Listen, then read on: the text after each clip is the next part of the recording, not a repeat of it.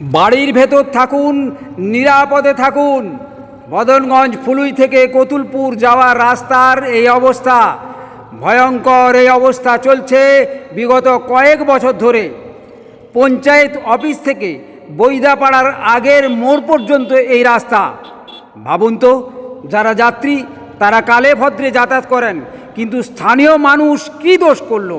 কি দোষ করলো মণ্ডলপাড়া? কি দোষ করলো ঘোষপাড়া? কেন পালপাড়ার মানুষকে এই ভয়ঙ্কর অবস্থা সহ্য করতে হবে? শেয়ার করে প্রশাসনের কানে ঝড় তুলবেন না? কি পাপ করেছে ফুলিয়ের মানুষ? রাস্তাতে বের হয়ে স্নান করার আগেই রাস্তার যানবাহন রাস্তার জলেই তাদের স্নান করিয়ে দিচ্ছে। রাস্তা যাতায়াত শুধু ভয়ঙ্কর নয়, কোন গাড়ি উল্টে কার বাড়িতে ধাক্কা মারবে তা আমরা কেউ জানি না। কোন গাড়ি কোন ছেলেকে ধাক্কা দিয়ে পথেই শেষ করে দিবে তাও জানি না। ইমিডিয়েট রাস্তা সারাইয়ের দাবিতে শেয়ারের ঝড় তুলুন, নিজে বাঁচুন, আত্মীয়দের বাঁচান।